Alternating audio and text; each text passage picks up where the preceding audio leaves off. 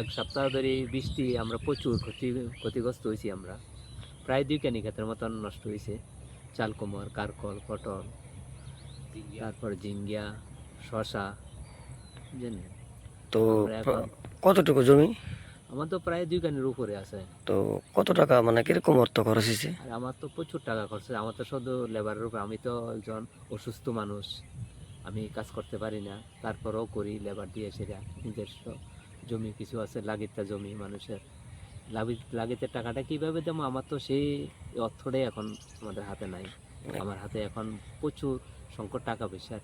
এখন যদি মনে করেন রাঙামাটিয়া পঞ্চায়েত, যদি রাঙামাটিয়া পঞ্চায়েত 2 নম্বর ওয়ার্ডের পঞ্চায়েত মেম্বাররা যদি একটু সহযোগিতা করে, বা সরকার যদি একটু সহযোগিতা করে, আমরা একটু বাচ্চা গেলাম, বুঝলেন?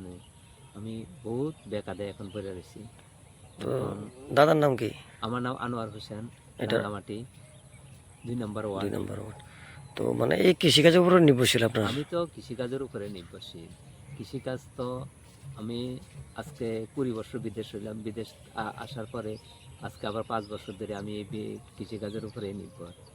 আমি কিন্তু যে টাকাগুলা, অর্থগুলা কামাই করছি, সবগুলা আমি 1 টাকাও পাইনি। সবগুলা আমার নষ্ট হয়ে গেছে। যার যার হাতে দিছি তে সবাই টাকাগুলা লোড করছে, এবং টাকাগুলা আমি আর কোনো ফিরে পাইছি না। যে আমি বহুত কষ্টে আছি। তো এখন আপনি যে কৃষিকাজের উপর পুরোটা পরিবার পুরোটা নির্ভর নির্ভর। করে? আমার একটা মেয়ে পড়াইতে আছি, এও কৃষিকাজের উপরে নির্ভর। আমার শুধু একটা মেয়ে। আমি বহুত কষ্টে আছি, বুঝছেন? আপনারা যদি একটু সহযোগিতা করেন, সরকার যদি একটু সহযোগিতা করে, আমি একটু বাচ্চা গেলাম।